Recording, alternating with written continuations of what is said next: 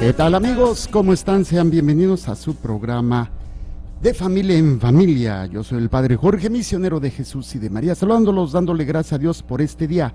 Hoy, lunes, gracias a Dios, es lunes. Y bueno, pues que este día sea de mucha bendición para todos ustedes. Y que el Señor derrame su gracia, su bendición.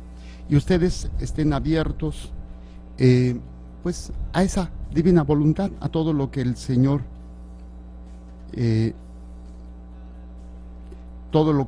nos está pidiendo y todo lo que el Señor quiere darnos a través de su misericordia. Saluda a Madre Blanca Margarita, que nos va a decir los teléfonos aquí, los teléfonos en Chula Vista, la página de internet y las redes sociales. Madre Blanquita, ¿cómo está? Bien, gracias a Dios. Bienvenidos. Nuestros números telefónicos 689-7390, 689-7391 y 689-7392. Desde Estados Unidos, 011-52-664, 689-7390, 91 y 92. También nuestra página de internet www.montemaria.org. El Facebook de Padre Jorge es Jorge Zárraga Sacerdote.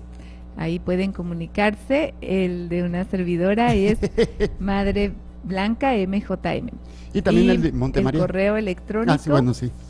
es priest Jorge Zárraga, priest de sacerdote en inglés, priest Jorge Zárraga @gmail.com o materblanca @gmail.com. El Facebook de Montemaría, sí, es como Montemaría en Facebook. Muy bien, muchas gracias, Madre Blanquita. Y estamos en este día aprendiendo juntos lo que es el Catecismo de la Iglesia Católica, y estábamos viendo el número 5 del Catecismo. Estábamos empezando con ese número 5. Estamos en la introducción del Catecismo de la Iglesia Católica.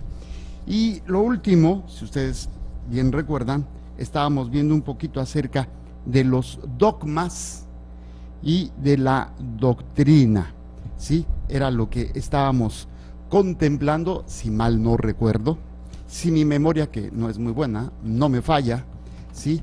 Y hablábamos sobre qué es el catecismo, y hablábamos que es sobre doctrina, y decíamos doctrina es toda verdad enseñada por la Iglesia como necesaria de creer.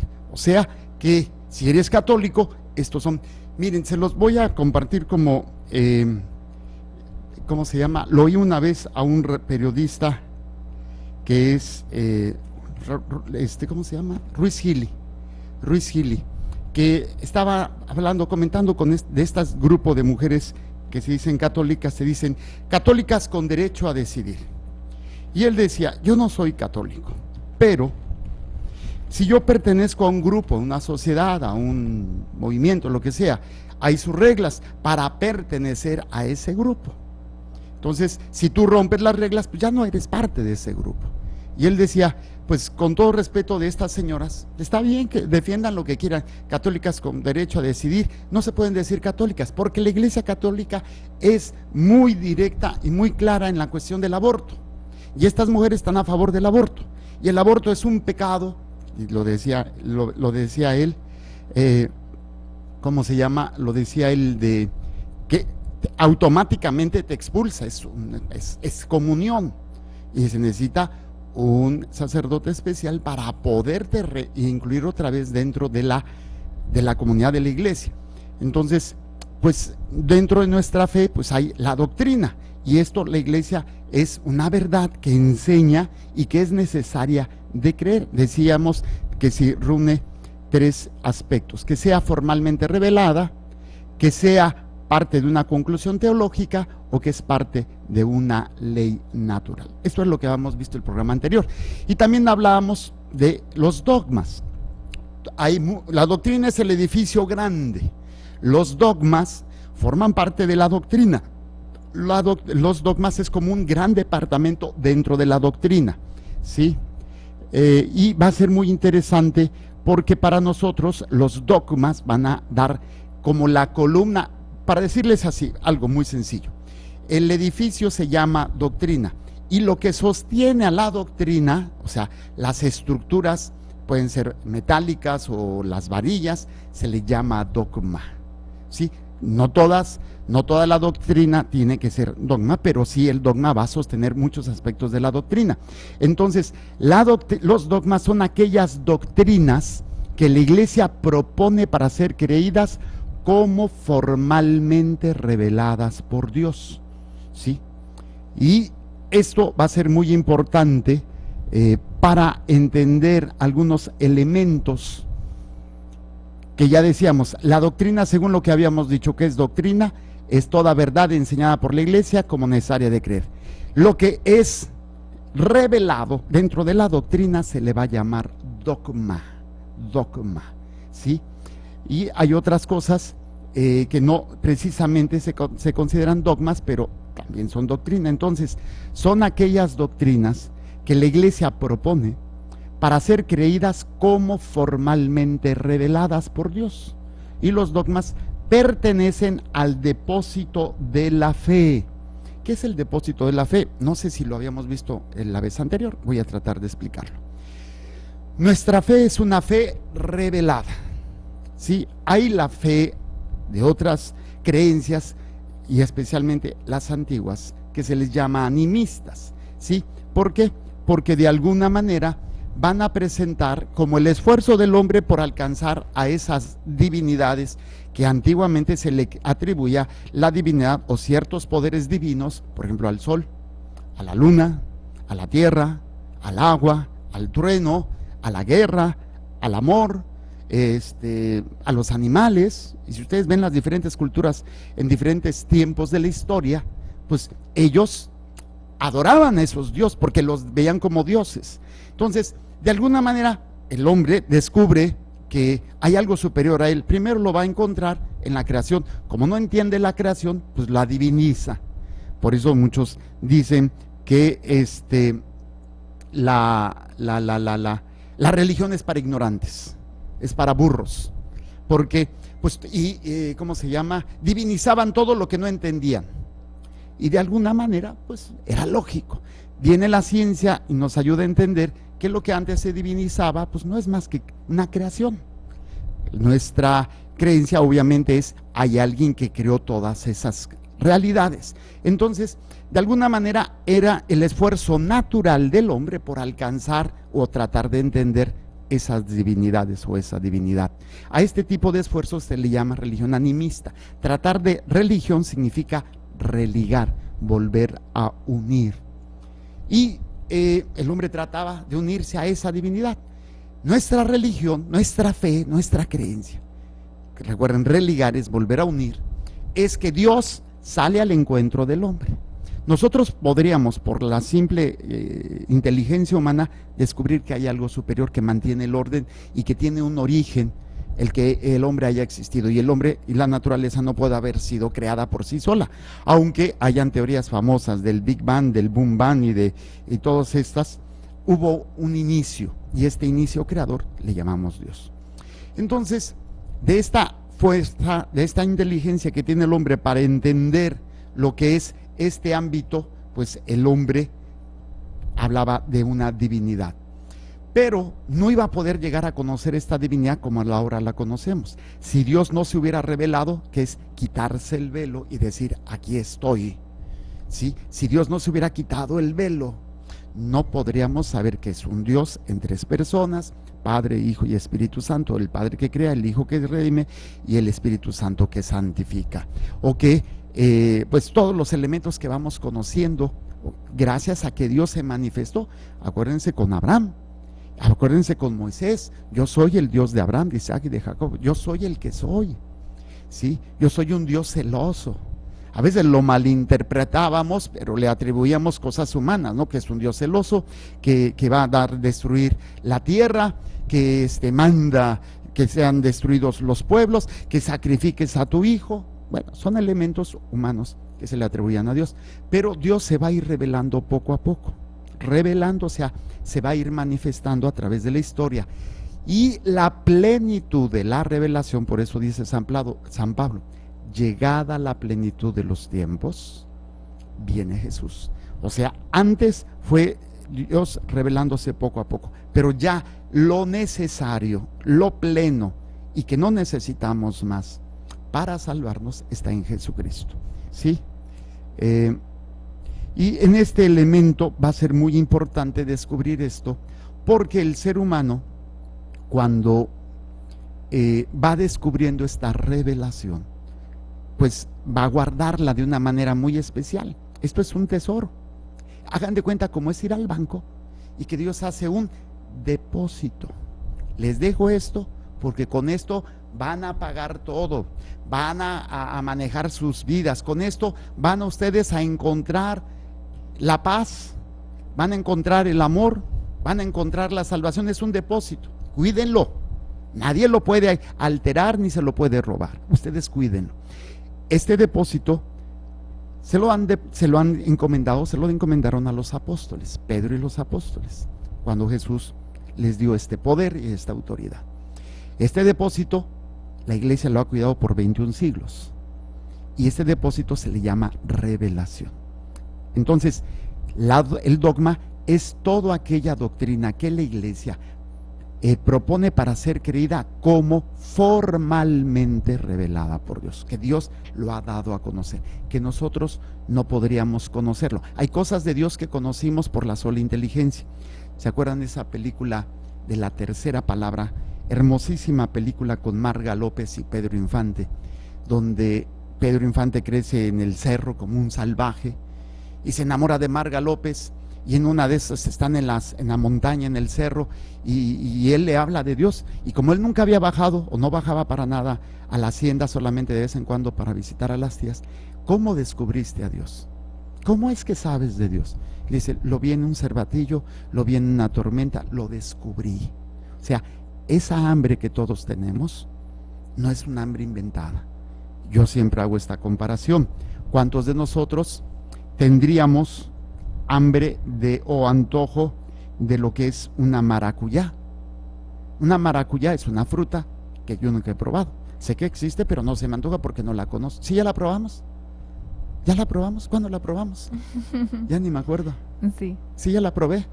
Pues yo creo que no me gustó porque no me acuerdo.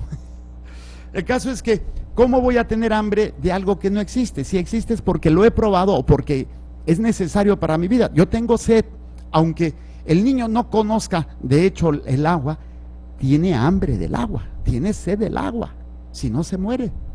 Entonces el hombre tiene hambre de Dios y no es inventado. Si fuese inventado sería nada más un grupo de personas en un determinado tiempo, y como que se hubieran dispersado esta idea por todo el mundo, pero al mismo tiempo en diferentes lugares del planeta hay hombres y mujeres que descubren esta hambre de Dios. Entonces no es una invención, es una realidad, que luego los ateos y los gnósticos y todos estos que quieren derrocar a Dios y decir que Dios no existe y que quién sabe qué, bueno, o que se hacen un Dios a su medida, que es lo que está sucediendo ahora. Quieren hacer esto con la iglesia, que se adapte a los tiempos modernos, que se adapte porque ahora los tiempos han cambiado. Tenga que, diría mi abuelita, y hace unos cuernos, tenga que, la iglesia, el depósito no cambia, es un depósito que no podemos cuidar, que no podemos permitir, que se cambie, que se altere. Este depósito se le llama revelación, y lo vamos a encontrar en los dogmas, principios, doctrinas que la iglesia propone como formalmente revelados y que son necesarios. Por ejemplo, un dogma: la Inmaculada Concepción, la presencia real de Jesús en la Eucaristía. Luego, ¿qué más? La Asunción de María, la Trinidad, Dios uno en trino, la verdadera divinidad de Jesucristo y la verdadera humanidad de Jesús. Son revelados y son dogmas de fe. Entonces nosotros tenemos esta estructura que es la que nos sostiene. Esta revelación se ha depositado. ¿Quién es el encargado de cuidar este depósito? La iglesia. A este ministerio de la iglesia se le llama magisterio, magister, la que enseña, la que cuida, enseña y transmite esta verdad. Y esta revelación la encontramos en dos ámbitos, en dos formas: escrito y oral. Lo escrito se llama Biblia, lo oral se llama tradición. Entonces tenemos la revelación, que es el que Dios se da a conocer Él, quién es Él, se quita el velo, y también nos ayuda a conocer quiénes somos nosotros, porque si no, mi vida la voy a utilizar para matar cucarachas, ¿sí? Si yo no sé para qué sirve un teléfono y veo una cucaracha, se lo voy a aventar la cucaracha, no mato la cucaracha, pero se descompone mi teléfono. Entonces el mundo ahora nos quieren decir que somos matacucarachas y que podemos darle gusto al gusto, y que si la homosexualidad te hace bien y que pues, puedes tenerlo, que si el aborto puedes hacerlo, que si la eutanasia puedes hacerlo. No, perdónenme, pero no. Llámele como quieran, pero no es una realidad, no es parte del proyecto de Dios, ¿sí? Pero entonces tenemos esta revelación en la Sagrada Escritura y la tradición. La Sagrada Escritura es la revelación escrita y la tradición es la revelación transmitida oralmente desde los apóstoles, que es la tradición apostólica. Entonces ya entendimos lo que es doctrina, ya entendimos lo que es dogma. Ahora, ¿cuándo se define un dogma? El dogma puede ser definido por dos medios. El primero es cuando ha sido solemnemente definida por el magisterio de la Iglesia, ¿sí? Esto puede suceder en los concilios ecumúnicos, y se declara solemnemente como dogma, o cuando el Papa se llama ex cátedra,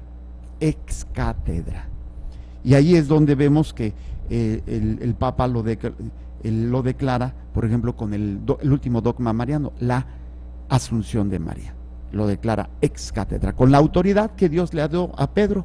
Dice: tú eres Pedro, y sobre esta piedra edificaré mi iglesia, y los poderes del infierno no prevalecerán sobre ella. Y luego en otro pasaje: te doy las llaves del cielo, lo que ates aquí quedará atado, lo que desates aquí quedará desatado en el cielo.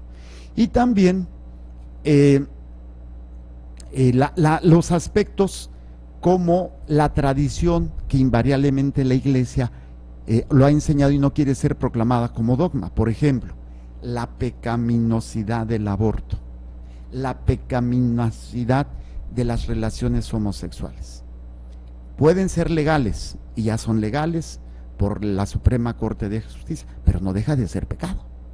Como decía el padre Jorge Lori, me podrán decir que dice que las vacas, pueden poner un decreto que las vacas vuelan, los burros vuelan, y es por decreto presidencial, pero no quiere decir que los burros vayan a volar. Dice, hombre. Dice, con que les autoricen, les pueden autorizar que vuelen, ¿no? Pero no por eso le van a salir alas.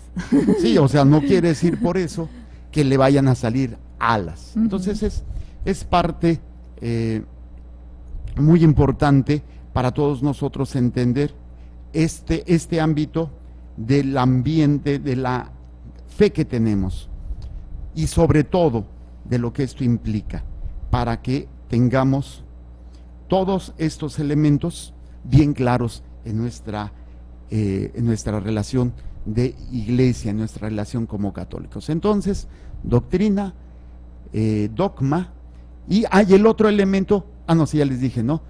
Cuando se es enseñada como tal por la tradición de la Iglesia por los siglos, y que no requiere ser proclamado como dogma. Por ejemplo, el aborto como pecado.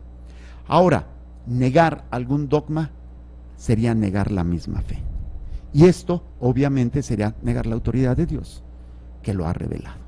Entonces, la Iglesia cuida este depósito de la fe, pero no puede alterarla, no a su gusto. Y esto, mucho cuidado, que muchos padrecitos pueden estar haciendo esto, obispos y algunos papas en la historia. Nunca, gracias a Dios, creo que nunca así abiertamente se ha alterado el dogma, pero ahora pues hay con esto de que si es bueno la homosexualidad, y que si el Papa ha sido el Papa más mal entendido, y ya se oía decir el cardenal Casper que el Papa no está a favor de la homosexualidad, no está a favor de los matrimonios vueltos a casar, que comulguen. Está puesto a discusión para ver cómo se les ayuda, pero no porque esté a favor de. Ahora, esto nos va a ayudar muy interesante, nos puede ayudar a entender mejor nuestra fe, nuestra realidad como católicos, y no dejarnos engañar, no dejarnos Cuando un dogma es revelado o es reconocido como revelación, no puede haber que ahora es blanco y luego es negro, ahora sí y luego no. No se puede. Es un dogma que no cambia, no depende de un proceso de votación, no es democracia. A ver, los que están a favor del aborto, levanten la mano. Y la mayoría lo levanta. Bueno, pues vamos a declarar dogma que sí es el aborto. Después de unos 100 años, levanten la mano los que están a favor del aborto. No, pues nadie, pues entonces lo declaramos que no es bueno el aborto. O sea, no funciona así los principios de la iglesia. Sí, madre. Y también en esto el padre Jorge Loring pone un ejemplo, ¿no? Dice que cuánta azúcar vas a poner a tu taza de té, pues lo puedes dialogar. Si quieres tomar café o jugo, lo puedes dialogar. Pero lo que es de fe, como el ir a misa, el aprenderte el catecismo, el confesarte, el comulgar, eso no hay, o sea, no es con que si quieres o no quieres, o sea, así es y ya. Sí, y esto muchos lo toman como un totalitarismo. Y es muy importante entender este elemento que Madre nos platica. La iglesia no hay democracia. No, en algunos aspectos, pues, para elegir superiores en alguna comunidad, bueno, sí, pero que pues estamos de acuerdo que ahora no vamos a respetar nuestros votos. Sí, pues bueno, no, los votos se dan. O sea, si tú eres religioso, los votos están ahí. Si tú eres sacerdote, tus votos están ahí, o tus promesas. Pero sí, sería la protección, ¿no, padre? Lo que dice como no es una... Los mandamientos y todo lo que la iglesia te pide no está obstaculizando tu libertad, te está protegiendo. Sí, como decíamos, los mandamientos no son para coartar tu libertad, es para que no te hagas esclavo del pecado, porque esa es la verdadera esclavitud. Yo les digo, ¿quién es verdaderamente libre? ¿El que guarda odio o el que perdona? ¿O quién es esclavo? ¿Quién es esclavo? El que vive con la mentalidad cochambrosa, morbosa del sexo, o aquella persona que sabe vivir esa plenitud en una sexualidad sana. ¿Quién es el esclavo? ¿El que vive atado a una botella o el que puede tomar sin necesidad de emborracharse? Y ahí es donde entonces los mandamientos son de protección para nosotros. Obviamente, quitar los mandamientos y es cuando te vuelves esclavo del odio, te vuelves esclavo de lo material, te vuelves esclavo de la lujuria, te vuelves esclavo de la mentira, hasta el asesinato, y no hay este elemento que va a ser muy, muy importante para todos nosotros. Entonces, esto es nada más para retomar lo que habíamos visto el programa anterior. Y nos habíamos quedado con la doctrina, nos faltaban los dogmas, y de paso explicamos más o menos lo que es la revelación. La revelación es el acto de darse a conocer por parte de Dios, para que lo conozcamos, para que nos conozcamos a nosotros mismos como criaturas de Él, y que cuál es el proyecto que tiene para mí como individuo y cómo lo tiene para mí como comunidad, como familia humana. Primero como mi familia y también como toda la humanidad. Entonces, si yo no entiendo cuál es el proyecto de Dios, pues voy a creer lo que yo les decía, que puedo usar mi vida para matar cucarachas. Y ahí es donde muchos viven pues pensando que lo más importante es el tener, o es el saber, o es el placer. Y hay gente, científicos, que creen que pues no necesitan de Dios. Recuerdo, lo hemos compartido en otras veces, una anécdota de este hombre, uno de los grandes científicos de su tiempo, Luis Pasteur, que iba en el camioncito allá en París, y él iba rezando su rosario. Y entonces se le acercó un joven de la universidad, y así en una actitud, ay, usted, ancianos con sus creencias tontas, de eso nada le sirve. Lo verdaderamente importante, la salvación está en la ciencia. Si usted me diera oportunidad, yo le puedo quitar lo ignorante y le puedo enseñar lo grande que es la ciencia, y echándole un rollo. Y Luis Pasteur, la persona humilde, sencilla, le dice, me encantaría saber, ¿me puede enseñar? Sí, cómo no, yo le puedo mandar toda la información. ¿A dónde se la mando? Mándemelo aquí. Le entregó su tarjeta, y era el director del Centro Científico de París. Y entonces él, al verlo así, como que se quedó, ups, sea, le estaba enseñando al mejor científico de su época, le quería dar clases de ciencia. Entonces, así nos las gastamos los seres humanos en lo tonto. Digo, para sonceras, nadie como los humanos, porque ni los animalitos. Pero bueno, nos habíamos quedado en el número 5. Vamos a leer, Madre Blanquita, el número 5 del Catecismo de la Iglesia Católica. ¿Qué nos dice? La catequesis es una educación en la fe de los niños, de los jóvenes y adultos que comprende especialmente una enseñanza de la doctrina cristiana, dada generalmente de modo orgánico y sistemático, con miras a iniciarlos en la plenitud de la vida cristiana. Muy bien, entonces ya habíamos visto lo que es estos elementos. En su sentido más restringido, globalmente se puede considerar aquí que la catequesis es una educación en la fe de los niños, de los jóvenes y de los adultos, que comprende especialmente una enseñanza de la doctrina cristiana. Ya vimos que es doctrina, toda verdad necesaria, de que la Iglesia enseña como necesaria para creer, ¿sí? Dada generalmente de modo orgánico y sistemático. Lo veíamos y estábamos checando algunas cosas del catecismo de Ripalda, ¿se acuerdan? Y que Madre tenía otra versión, no era el catecismo de Ripalda, pero ella tenía, ¿cómo se llama ese catecismo? De Padre Jesús, quién sabe qué, donde está el niñito Jesús. Sí, nada más, sí, catecismo para primera comunión. Catecismo para, y vienen preguntas, ¿no? Pero es similar. Es que dice, ¿quién es Dios? Dios es nuestro Padre, bueno y cariñoso. Muy sintetizado el catecismo de niños, pero al catecismo de Ripalda que nos tocó a nosotros, bueno, a mí me tocó aprendérmelo. Ok, entonces, dada generalmente de modo orgánico y sistemático, con miras a iniciarlos en la plenitud de la vida cristiana. Aquí esto es bien importante. ¿Cuál es la plenitud de la vida cristiana? Y es lo que vamos a ir entendiendo, porque estos elementos van a podernos ayudar a entender por qué llevamos a los hijos al catecismo. A veces, a mí me gustó en esta vez, y fue iniciativa de los catequistas, me encantó, que a los papás, el sábado, tuvimos retiro con los papás, y los padrinos.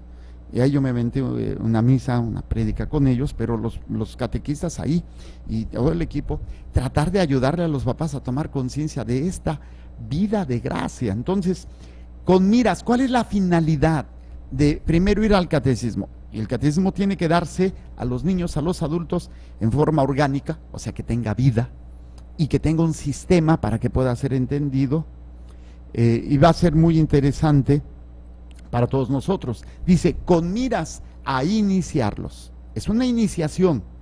Los sacramentos de iniciación: bautizo, confirmación y comunión. Bueno, la comunión ya es, que son los sacramentos de iniciación para empezar a vivir la vida cristiana. ¿Y en qué consiste la vida cristiana?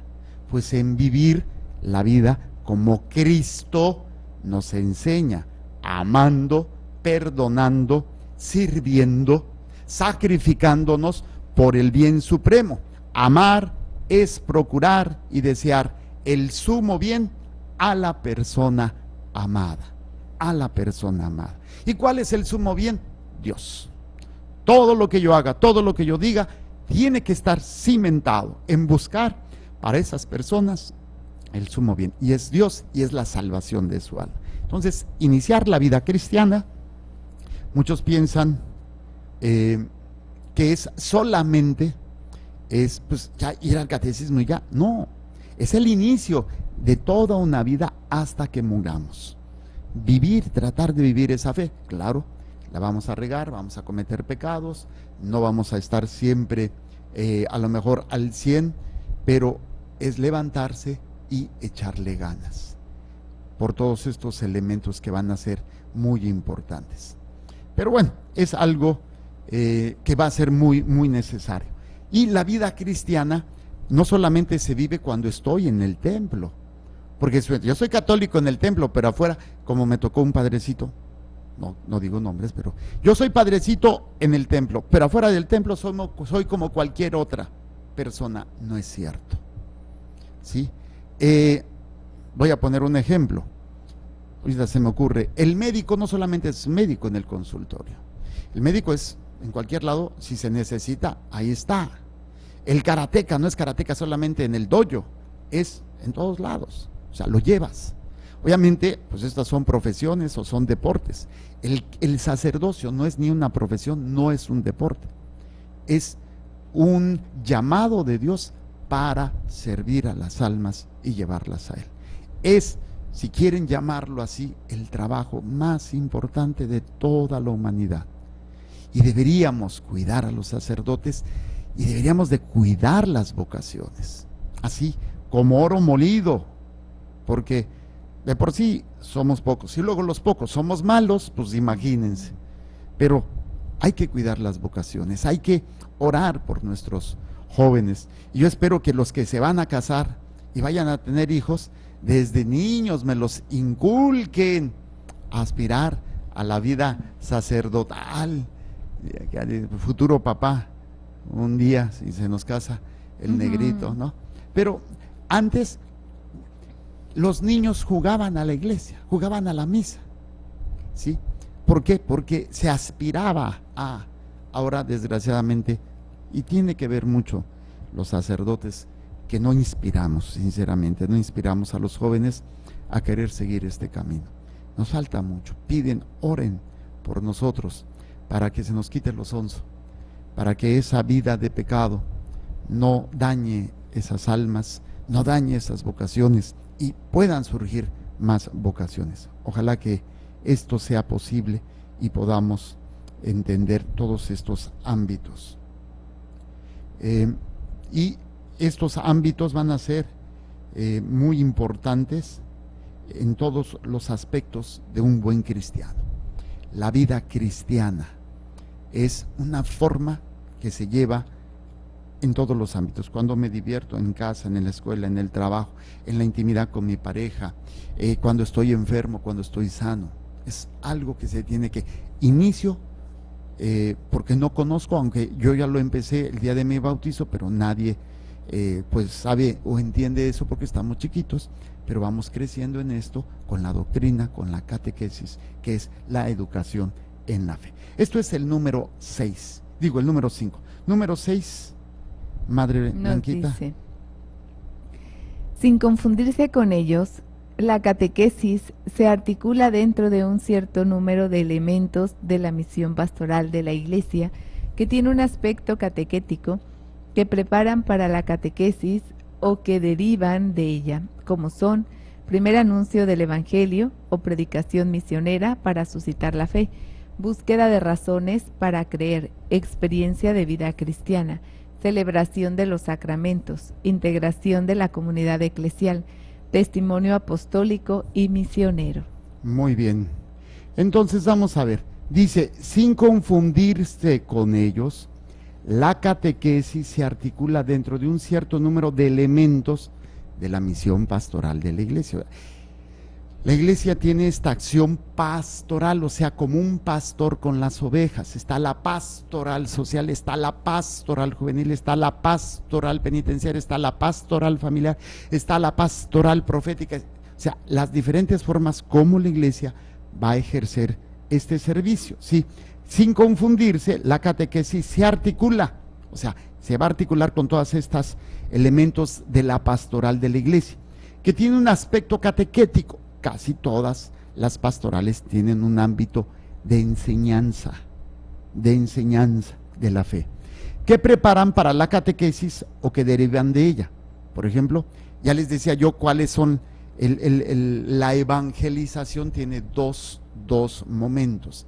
El querigma, que es el anuncio primero, y la enseñanza de esa fe, que es la catequesis. Entonces, por eso dice, primer anuncio del evangelio o predicación misionera para suscitar la fe, que es el querigma. O sea, presentar a Jesús para que nazca la fe, o sea, antojar a la gente de Dios, darle hambre de Dios. Esto va a ser muy importante para todos nosotros. En todos estos elementos que van a ser muy importantes para todos nosotros. Y dice luego, Búsqueda de primer anuncio del Evangelio o predicación misionera para suscitar la fe. Para suscitar la fe. Búsqueda de razones para creer. Búsqueda de razones para creer. Experiencia de vida cristiana. Celebración de los sacramentos. Integración en la comunidad eclesial. Testimonio apostólico y misionero. ¿Sí? En todos estos elementos se puede dar lo que es la catequesis, ¿sí? Sin confundirla, pero se articula en todos los ámbitos de lo que es la vida cristiana para todos nosotros, que van a ser muy importantes. Ok, repito esta última parte.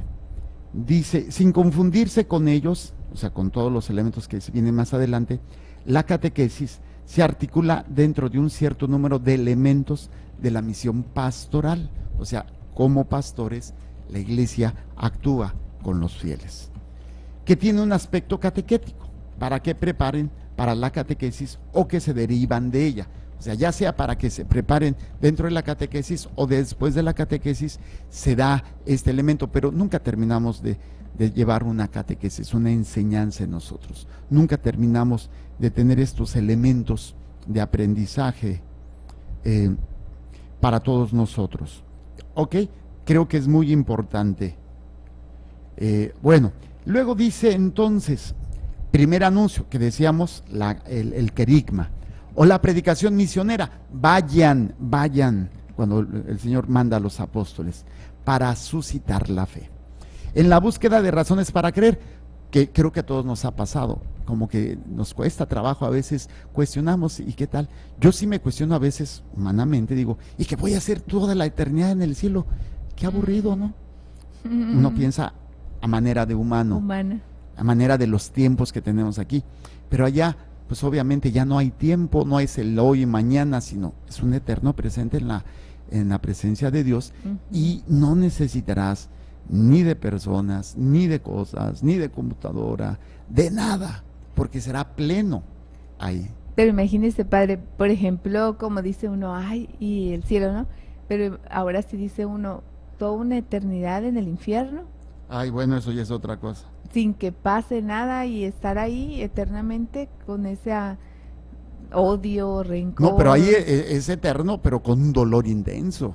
O sea, y que no se te va a quitar jamás, y un odio, pues el odio, a ti sí, mismo porque perdiste la salvación, odio a los que te hicieron caer, y odios a los que están arriba, o sea, los que te ganaron, a los que dejaste, a los que no ayudaste.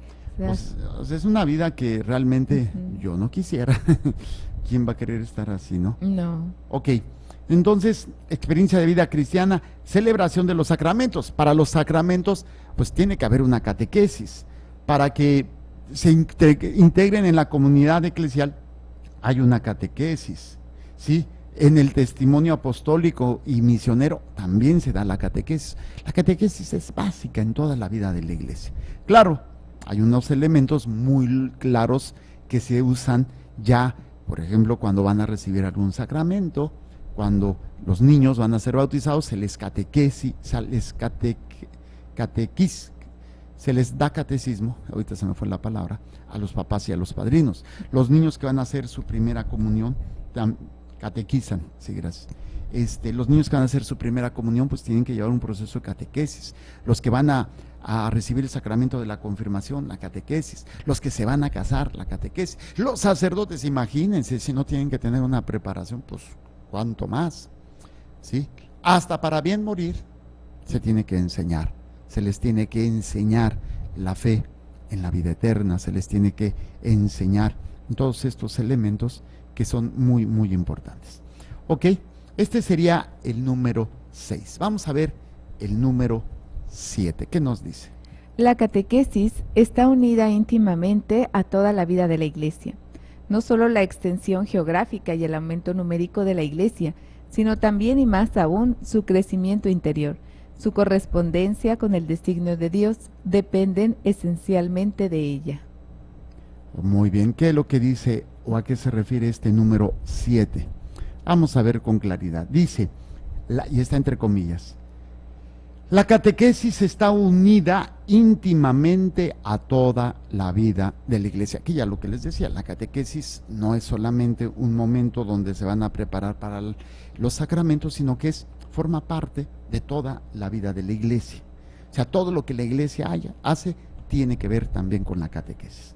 No solo la extensión geográfica y el aumento numérico de la iglesia, o sea, la catequesis no solamente es para ganar adeptos o para que crezca la iglesia en otros lados, sino también y más aún su crecimiento interior. Por eso yo les decía, nunca terminamos de aprender, nunca terminamos de conocer la fe, y esto va a ser muy importante, la profundización en nuestra fe, que va a marcar todos los ámbitos que están ahí latentes para que crezcamos y seamos capaces verdaderamente como cristianos de que en este elemento seamos cada vez mejores, crezcamos. El católico que deja de crecer, el católico que que ya va a misa pero no sale cuestionado, es que ya dejó de crecer y empieza a morir, empieza a agonizar en fe. Ya no es un instrumento de Dios, se vuelve un instrumento del demonio, porque o ya se enfadó, o cree que ya lo sabe todo o que lo puede todo. ¿Se acuerda, madre, cuando fuimos a dar un retiro a unas monjitas, sin mencionar qué comunidad era, qué fue lo que pasó? Pues llegamos y estaba una religiosa en una silla de ruedas eléctrica, como un carrito. Íbamos a darles un retiro, ¿se acuerda? Entonces ella dijo, ¿y usted qué me puede enseñar a mí? Sí, le porque dijo, yo le dijo al padre. Me vio jovencito, pues ya era una monjita grande, pues yo estaba chavalo, tenía pues ¿cuánto de ordenado? Ni siquiera un año, ¿no? En aquel tiempo yo creo que sí. Un año de ordenado, o sea, no estaba canoso, no tanto al menos, y siempre tengo canas, ¿no? Y me dice, ¿usted se que va a dar el retiro? Le digo, sí. ¿Y usted qué me puede enseñar a mí? Le dije, nada. Y no entró al retiro, ¿verdad? No entró. Pues, con esa actitud no le voy a enseñar nada. Esa es la actitud que muchos católicos llegamos, o sea, ya no necesito aprender nada. Yo no soy un niño para estar en la catequesis, no. La palabra de Dios siempre tiene algo para enseñarnos, para cuestionarnos, eso ténganlo por seguro. El que escucha la palabra de Dios, decía San Jerónimo, y no hay un cambio en su vida, quiere decir que verdaderamente no la escuchó. Se hizo tarugo, no abrió su corazón, no fue humilde, sintió de que ya lo puede, ya lo sabe. Esto nos pasa a muchos padrecitos, ¿eh? ¿Sabían ustedes que a los más difíciles de predicar son a los padrecitos, a las monjitas y a los seminaristas? Son los más difíciles de predicar, fíjense nomás, ¿sí? Porque no se dejan, no son personas que se dejen evangelizar, porque ya lo saben. Yo lo veo a veces cuando viene algún hermano sacerdote a darnos ejercicios espirituales, ¿sí? Y muchos hermanos sacerdotes así con una actitud de que, ay, ¿qué me vas a enseñar? O me tocó oír, y a mí sí me dio mucha pena, una vez una doctora, la doctora Lulú y el padre el padre Javier Sánchez, nos dieron unos ejercicios espirituales, o fueron actualizaciones, no me acuerdo. Y entonces pues la doctora, con su temática muy interesante, pues un padrecito, que en paz descanse, ya decía, no, ¿qué me va? Y se ponía a pelear ahí, pobrecito. Entonces, qué difícil es cuando somos tan duros de corazón y que no somos capaces de entender que siempre tenemos algo que aprender, siempre tenemos algo que crecer. Y esto pues se tiene que dar desde una humildad. Por eso, el aumento numérico de la iglesia, sino también y más aún su crecimiento interior, su correspondencia con el designio de Dios, dependen esencialmente de ella. O sea, de ser coherente con lo que Dios me está revelando, depende que yo crezca con la catequesis, con la enseñanza, con la educación en la fe. La educación en la fe nunca se acaba. Siempre hay algo nuevo que aprender, y no me refiero solamente por los dogmas, sino la aplicación diaria en nuestras vidas.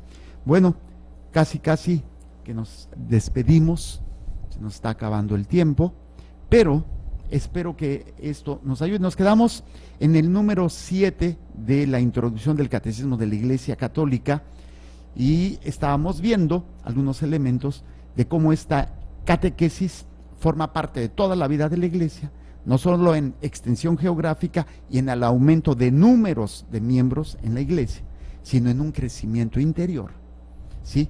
Para poder corresponder con este designio de salvación de Dios. Y esto solamente se logra a través de la catequesis. Muy bien, bueno, pues si hay preguntas, dudas, podemos atenderlas en otro programa. De regreso al siguiente programa, si hay dudas, las dejamos de entrada para contestarlas. Nuestros teléfonos 689-7390-9192. Nuestros teléfonos en Chulavista, área 619-420-1538, 420-1428. Denver, Colorado, área 720-229-5642. Nuestra página de internet, montemaria.org/amor. Y también tenemos las redes sociales, Jorge Zárraga Sacerdote, Madre Blanquita MJM o Montemaría Radio y Televisión. También está Misterio de Fe. Son redes sociales, Facebook, donde pueden ustedes compartir. Y si quieren algo más concreto, el Twitter de un servidor es @PJZárraga.